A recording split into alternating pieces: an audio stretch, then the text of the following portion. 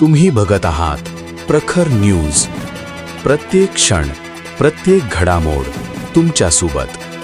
कळवण तालुक्यातल्या मोहमुख येथे बिबट्याचा हल्ला. शेतमजूर कोझा पवार हा गंभीर जखमी झालाय. शेतात काम करत असताना बिबट्यानं त्याच्यावर अचानक झडप घातली आहे. पाठीवर आणि छातीवर त्याला जखमा झाल्यात.